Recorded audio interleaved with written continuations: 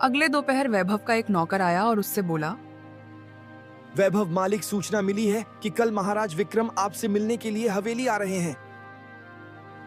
यह सुनकर वैभव डर गया और वो नौकर वहां से चला गया।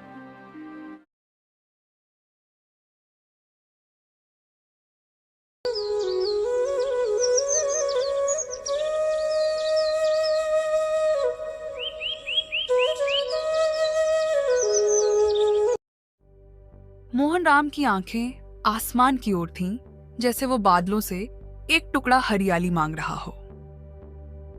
हे धरती माँ, तू कब मेहरबान होगी हमारे लिए। सूरज ढलने लगा था और वह अपनी लाठी उठाकर घर लौट गया। दादाजी, आप बहुत थके हुए लग रहे हो और ये उदासी देखकर लग रहा है फिर से खेत में कुछ नहीं होगा ना। उदासी नहीं छुटकी, अरे बेबसी है बेटा, बेबसी। अब तो लगने लगा है कि एक सपना हमारा भी अधूरा ही रह जाएगा। कौन सा सपना दादाजी? अरे हर किसान का एक ही तो सपना होता है बेटा, अपनी जमीन को फसल से भरते देखना। मैं तो सालों से हल चला रहा हूँ, लेकिन मेरी जमीन जैसे मुझसे रूठी हुई है। आप सही कह रहे हैं दादाजी। न जाने यह मुसीबत भरा जीवन कब बदलेगा। हमारा जीवन कितना गरीबी से भरा हुआ है। उस रात मोहन राम चुपचाप खाट पर लेट गया। दादाजी, आप इतनी सुबह सुबह कहाँ जा रहे हैं? खेत पर जा रहा हूँ छुटकी बेटा। यही तो बात मुझे आपकी सबसे अच्छी लगती है दादाजी। आप हर शाम थक कर लौटते हो, मायूस होते हो, पर अगली सुबह फिर वही जोश और मेहनत पर। आज से आप अकेले नहीं जाओगे, मैं भी आपके साथ खेत चलूंगी दादाजी। मोहन राम चुटकी को लेकर खेत की ओर चल दिया। वो दोनों आधे रास्ते तक ही पहुंचे थे कि तभी गांव का साहूकार सामने आ गया। अरे सत्यानाश हो जाए, आज तो सारा दिन ही खराब हो गया जो तेरे जैसे मनहूस की शक्ल देख ली। राम राम साहूकार जी, हमको मनहूस क्यों कह रहे हैं? कम से कम हमारी पोती चुटकी के सामने तो ऐसा मत कहिए। अरे बेवकूफ, सारा गांव तुझे मनहूस ही कहता है तो और क्या बोलूं। तभी वहां गांव का पंडित दीनदयाल आ गया और साहूकार की ओर देखकर बोला, अरे राम राम, मोहन राम के मुंह क्यों लग रहे हो? और क्यों रे मोहन, तुझसे कितनी बार कहा है कि तुझ जैसे मनहूस परिवार को इस गांव में रहने का कोई अधिकार ही नहीं है। समझ नहीं आता क्या? अरे क्या पता तेरी मनहूसियत सारे गांव में फैल जाए और सभी गांव वाले अपना खुशहाल जीवन खोकर तेरी तरह मुसीबत भरा जीवन जीने लगे तो क्या होगा बोल? गांव वालों की खुशी तुझसे देखी ना जा रही क्या, मनहूस कहीं का? मोहन राम को यह बातें बर्दाश्त नहीं हुई। वह आंखों में आंसू लिए चुटकी के साथ खेत में वापस लौट गए। मोहन राम फूट फूट कर रोने लगा। तभी रंग बिरंगी किरणों से एक विचित्र पक्षी प्रकट हो गया। अचानक पक्षी को प्रकट होता देख मोहन राम और चुटकी दोनों बुरी तरह चौंक गए। मुझसे डरने की जरूरत नहीं है, समझ लो कि मैं तुम्हारा भाग्य बदलने आया हूँ। यह सुनकर मोहन राम चौंक गया और अपनी पोती चुटकी से बोला, अरे बाप रे, जल्दी से इस पक्षी से दूर हटो बेटा। ना जाने कौन है, इसकी बात पर भरोसा कैसे कर सकते हैं। मेरी बात सुनो, मैं जानता हूँ कि तुम्हारी पीढ़ियाँ किस तरह से मुसीबत भरा जीवन जीती रही हैं। मेरी वापसी इस बात का संकेत है कि अब तुम्हारा दुख भरा जीवन समाप्त होने वाला है। मोहन राम डरते हुए अपने घर की ओर भागा। घर पहुंचते ही वो लंबी लंबी सांसें लेकर बोला, अरे तुमने देखा बेटा, अचानक से रंग बिरंगी किरणों से वह पक्षी प्रकट हो गया था। अरे हम तो उसको देख के बहुत घबरा गए। एक तो हमारे खेत में अनाज का एक दाना नहीं होता है, ऊपर से वह पक्षी न जाने कहां से आ गया। अगर यह बात गांव वालों को पता लग गई ना, तो वह तो मेरे बारे में और भी बुरा सोचेंगे। वह कहीं ऐसा ना समझने लगे कि मैं कोई जादू टोना करने लगा हूं। चुटकी जो काफी देर से चुप खड़ी थी, धीरे से बोली, दादाजी, न जाने क्यों मुझे उस पक्षी की बातों में सच्चाई नजर आ रही है। यह सुनकर मोहन राम चौंक गया। तभी रंग बिरंगी किरणों से फिर से वही पक्षी प्रकट हो गया और मोहन राम से बोला, मुझसे भागने से कुछ नहीं होगा। आखिर कब तक सच्चाई से भागते रहोगे? क्या तुम्हें अच्छा लगता है कि सारा गांव तुम्हारा मजाक उड़ाता है? क्या तुम्हें अच्छा लगता है कि सब तुम्हें मनहूस कहकर बुलाते हैं? अपना नहीं तो कम से कम अपनी पोती के बारे में तो सोचो। तुम्हारा जीवन तो कुछ वर्षों बाद समाप्त हो जाएगा, लेकिन छुटकी के आगे तो पूरा जीवन पड़ा है। उसका विवाह कैसे होगा, कभी सोचा है तुमने? क्योंकि तुम्हारी पीढ़ियों में अब तक पुत्र ही जन्म लेते रहे हैं। वर्षों बाद तुम्हारे परिवार में एक कन्या ने जन्म लिया है। यह सुनकर मोहनराम चौंक गया और कांपते स्वर में बोला, मेरे परिवार के बारे में तुम इतना कैसे जानते हो? तुम्हें कैसे पता कि वर्षों से हमारे खानदान में किसी लड़की ने जन्म नहीं लिया? छुटकी तो वर्षों के बाद हमारे कुल में जन्मी पहली कन्या है। हाँ, मैं सब कुछ जानता हूँ, लेकिन अभी तुम्हें सब कुछ नहीं बता सकता। सबसे पहले तुम्हें अपना भाग्य बदलना होगा, और तुम्हारा भाग्य तुम्हारे ही खेत के नीचे छुपा हुआ है। तुम कहना क्या चाहते हो? तुम्हारा मतलब क्या है? कल तुम अपनी पोती के साथ अपने खेत में खुदाई करना। मैं तब फिर वहाँ पर प्रकट होऊंगा और बताऊंगा कि खेत के किस हिस्से में खुदाई करनी है। तुम्हारे खेत में वर्षों पुराना एक खजाना है, जिसका बाहर आना अत्यंत आवश्यक है। जब तक वह खजाना बाहर नहीं निकलेगा, तब तक तुम्हारे कुल पर पड़ा श्राप समाप्त नहीं होगा। इतना कहकर वो पक्षी रंग बिरंगी किरणों में लुप्त हो गया और मोहनराम और उसकी पोती के मन में अनेक प्रश्नों की ज्वाला छोड़ गया। मोहनराम और चुटकी पूरी रात सो नहीं पाए। छुटकी, तुझे क्या लगता है बेटा? क्या वह पक्षी सही कह रहा था? दादाजी, वैसे भी सारा गांव हमें मनहूस की नजर से देखते हैं। हो सकता है उस पक्षी की बातों में कोई सच्चाई हो। क्या पता जमीन के नीचे हमारे पुरखों का खजाना दबा हो और वो पक्षी हमें वो खजाना देना चाहता हो। अब लेकिन आखिर वो पक्षी हो कौन सकता है बेटा? और तूने देखा नहीं, वो मनुष्यों की तरह बोल रहा था। इसमें तो कोई शक नहीं दादाजी कि वो एक मायावी पक्षी है, लेकिन सवाल ये है कि हमारे पास उसकी बात मानने के अलावा कोई चारा नहीं। कुछ न करने से बेहतर है कि कुछ करके ही देखा जाए। मोहनराम अपने पोती की बात सुनकर मुस्कुरा पड़ा और बोला, ठीक है, ठीक है। अब तक मैं अन्न के लिए धरती का सीना चीरता था, परंतु अब खजाने के लिए धरती का सीना चीरूंगा। मोहनराम दोपहर के समय अपने पोती चुटकी के साथ खेत में चला गया। तभी वहां पर रंग बिरंगी किरणों से वही पक्षी प्रकट हो गया। आ गए ना तुम? मुझे पता था तुम जरूर आओगे। अच्छा, अब इस जगह पर खुदाई करो। मोहनराम मेहनत से उस हिस्से की खुदाई करने लगा। पक्षी उन्हें देखता रहा और बोला, खुदाई तेज करो। तुम्हें शाम होने से पहले इस पूरे हिस्से की खुदाई करनी है। इतने में गांव का एक व्यक्ति, जिसका नाम श्यामू था, वहां से गुजर रहा था। उसने पक्षी को इंसानी आवाज में बात करते हुए देखा और मोहनराम को खेत में खुदाई करते हुए देखा तो वह पूरी तरह से चौंक गया। हे भगवान, ये पक्षी इंसान की आवाज में बात कर रहा है और मोहनराम इसकी आज्ञा मान रहा है। जरूर मोहनराम ने कोई काला जादू किया है। मुझे ये बात पूरे गांव में बतानी होगी। इतना कहकर श्यामू ने पूरे गांव में यह बात फैला दी कि मोहनराम अपने खेत में खुदाई कर रहा है और एक पक्षी उससे इंसानी आवाज में बात कर रहा है। अरे भाई, मोहनराम का परिवार तो वैसे भी मनहूसियत के नाम पर धब्बा है। अब यह पूरे गांव में मनहूसियत फैलाकर छोड़ेगा, नालायक कहीं का। अरे भैया, यह भी तो हो सकता है कि उसने मुसीबत से तंग आकर कोई काला जादू वादू किया हो और वह पक्षी उसे खजाने का रास्ता बता रहा हो। यह भी तो हो सकता है। श्यामू दौड़ते हुए यह खबर हवेली भी लेकर गया।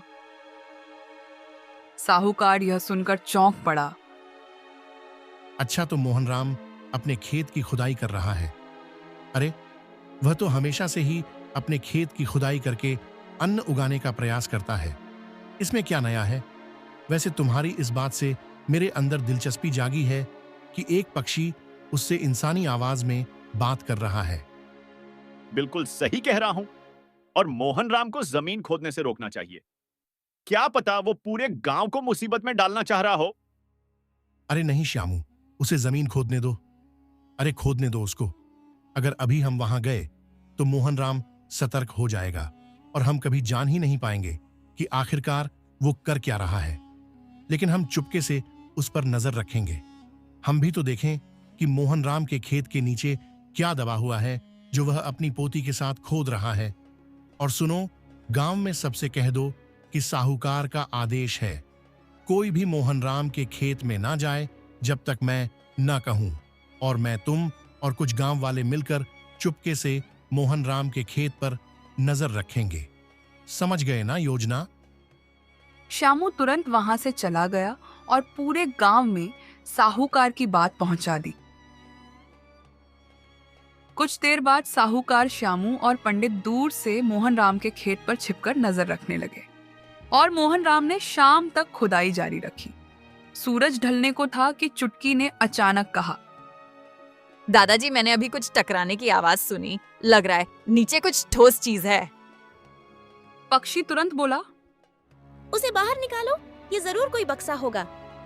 और चुटकी ने नीचे झांक कर देखा तो वहां सचमुच एक बड़ा सा लकड़ी का बक्सा था। दोनों ने मिलकर बड़ी मेहनत से उसे बाहर निकाला। हाँ, अब इस बक्से को खोलो। मोहन राम और चुटकी ने जैसे ही बक्से को खोला, उनकी आंखें आश्चर्य से फटी रह गई। बक्सा सोने की मुद्राओं, हीरे मोतियों से भरा हुआ था। दादाजी, इसमें तो इतना खजाना है कि हमारी कई पीढ़ियों को काम करने की जरूरत नहीं पड़ेगी। लगता है हमारे मुसीबत भरे दिन अब खत्म हो गए।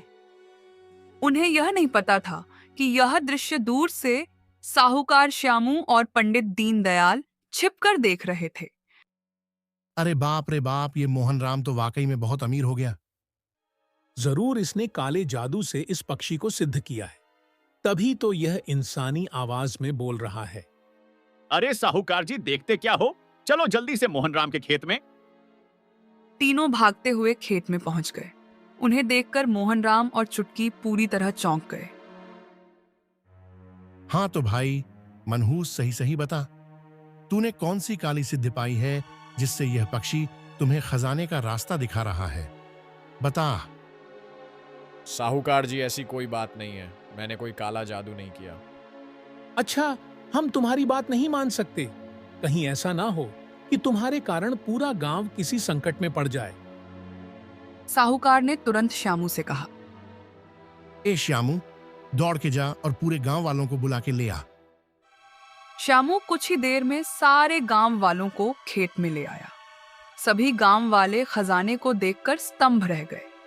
तभी काफी देर से चुप बैठा पक्षी बोला, बस करो, मोहन राम निर्दोष है और उसकी पोती चुटकी भी। इस खजाने का पता मैंने ही उसे बताया था। मोहन राम ने आश्चर्य से पक्षी की ओर देखा। मोहन राम, अब इस खजाने को सारे गांव में बांट दो। ये क्या कह रहे हो तुम?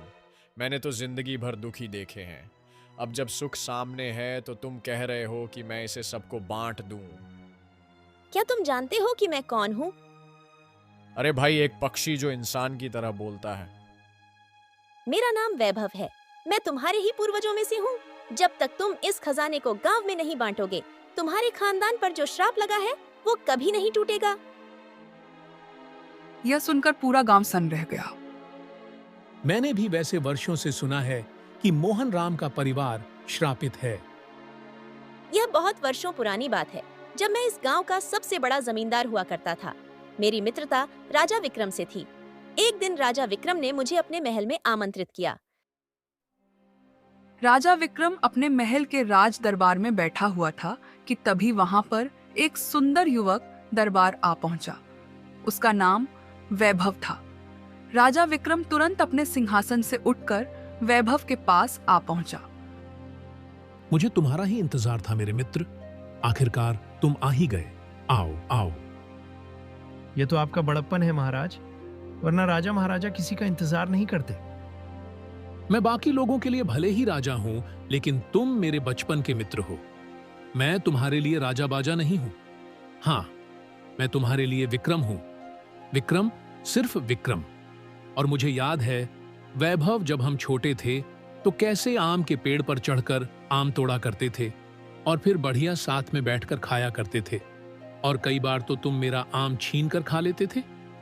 अच्छा चलो और सुनाओ। तुमने संदेश में लिखा था कि तुम मुझसे कुछ जरूरी बात करना चाहते हो। बताओ मित्र, क्या बात है?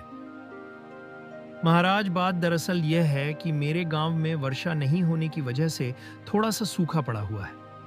गांव वाले बहुत विपत्ति में हैं। मैं अपने गांव की तरफ से आपके पास आया हूं। मेरे मित्र, तुम साफ साफ कह सकते थे कि तुम गांव वालों की मदद करना चाहते हो। चलो, तुम चिंता मत करो। मैं तुम्हें इतना धन दूंगा कि तुम्हारे गांव की सारी परेशानियां दूर हो जाएंगी। निश्चिंत रहो। इतना कहकर राजा विक्रम ने अपने मंत्री की ओर इशारा किया और कहा, एक बक्से में सोना, चांदी, हीरे जवाहरात भरकर लेकर आओ। वैभव ने जब खजाना देखा तो उसकी आंखें फटी की फटी रह गई। मैं तो आपके पास थोड़ी सी सहायता के लिए आया था, लेकिन आपने तो पूरा खजाना ही दे दिया। मेरे मित्र, तुम भले ही राजा नहीं, लेकिन तुम्हारी सोच एकदम राजा की तरह है। जब तुम अपने गांव की भलाई के लिए मदद मांगने आए हो, तो मैं तुम्हें खाली हाथ कैसे भेज सकता था? यह सारा खजाना तुम्हारे गांव वालों के लिए है। ले जाओ। वैभव मुस्कुराते हुए खजाने का बक्सा अपने गांव ले आया। वहां उसने अपनी पत्नी को पूरी घटना बताई। बक्से को देखकर वैभव की पत्नी की आंखें फटी की फटी रह गईं।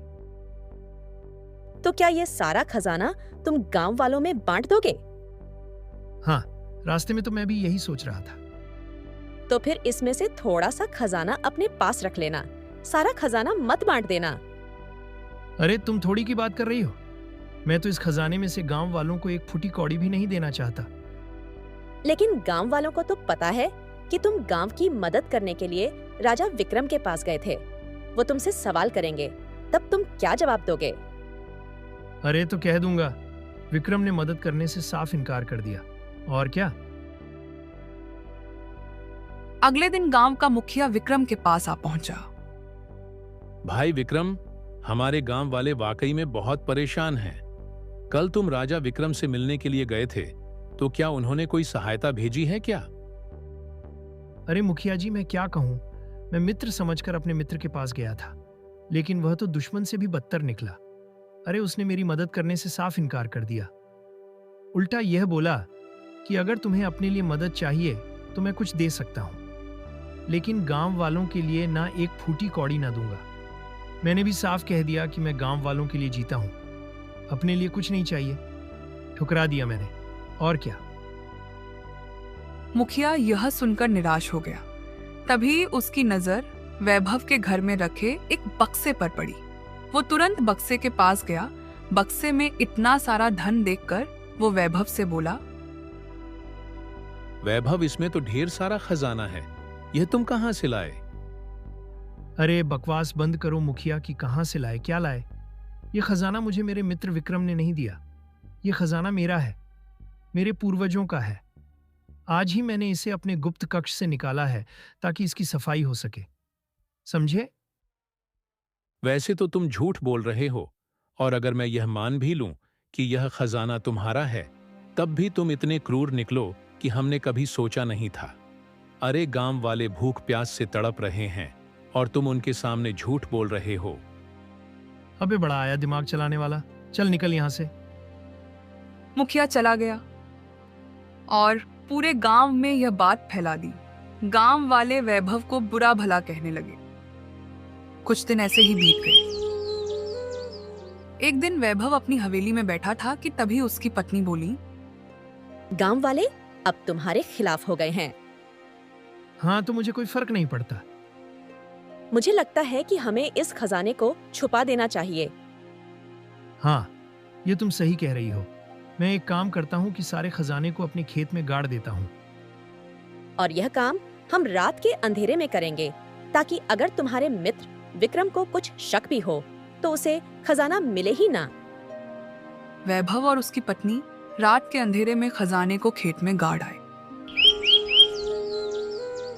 अगले दोपहर वैभव का एक नौकर आया और उससे बोला, वैभव मालिक, सूचना मिली है कि कल महाराज विक्रम आपसे मिलने के लिए हवेली आ रहे हैं।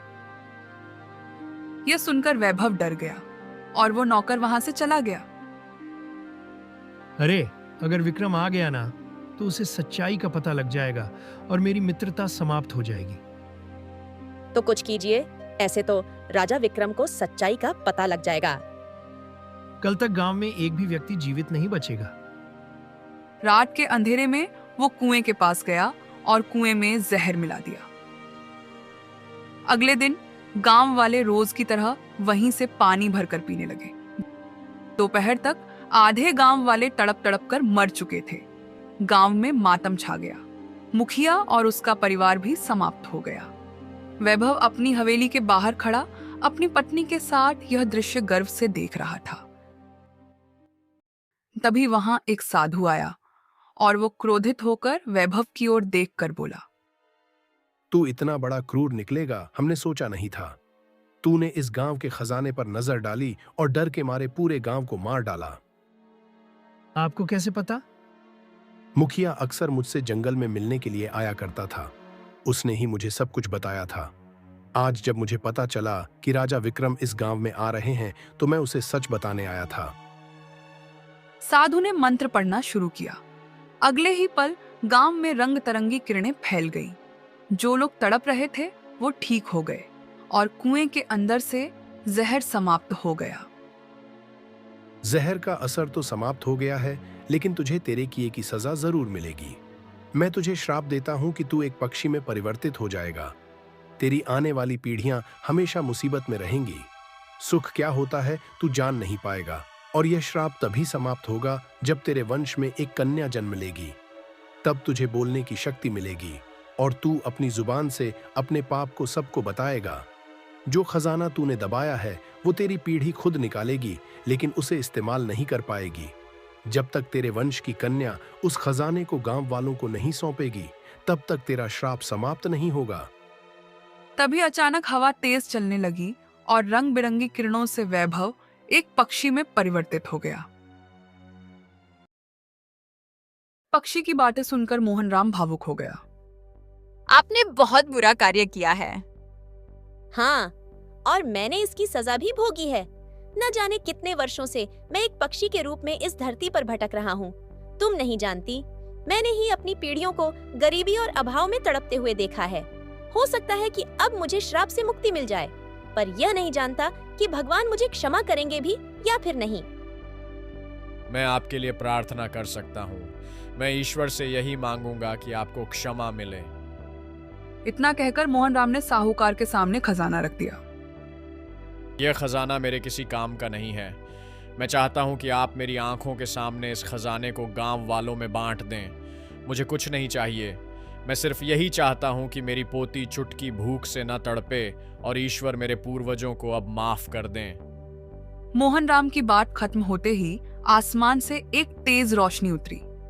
पक्षी का देह फिर से इंसान के रूप में बदल गया। वह वैभव था, मुस्कुराता हुआ, शांत और मुक्त। हाँ, अब हमारा खानदान श्राप से मुक्त हो चुका है। लगता है कि ईश्वर ने मुझे क्षमा कर दिया।